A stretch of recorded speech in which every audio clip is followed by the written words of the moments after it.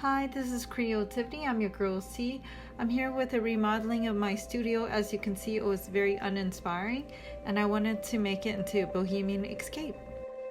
I'm gonna explain what I did to create this look. I didn't want to buy a new comforter due to my budget, so I actually bought fabric to give it a new look, and this is what I have here. I have 3 yards to cover this king-size mattress. When you're working with one predominant color in your decor, you want to create layers of textures, and so with this white, I want to break it up, and I have a knitted blanket and then one with tassels to put on top of the fabric. That's why I also incorporated these knitted pillows.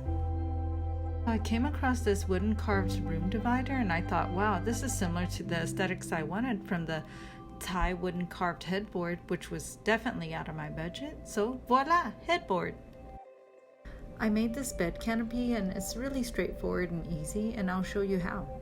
So right here I have a 12-inch embroidery hoop and 7.5 yards of fabric, and all I did was I found the center of the fabric and placed the embroidery hoop right there, and then I created a point so I can sew on a ribbon and loop it at the center of that point so I can hang it off of the hook in the ceiling.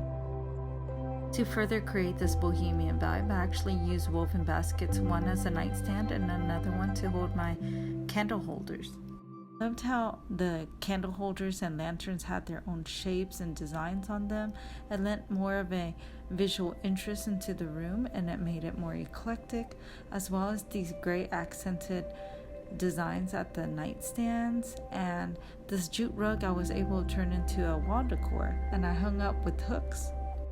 I wanted a decor that wasn't necessarily macrame, but I wanted something that looked free-spirited, and what's more free-spirited than feathers and agate stones? So I made this chandelier.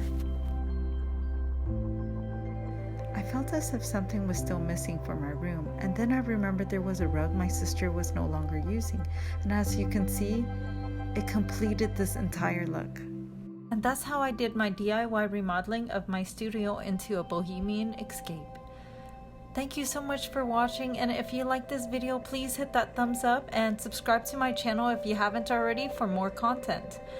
Until the next DIY, goodbye!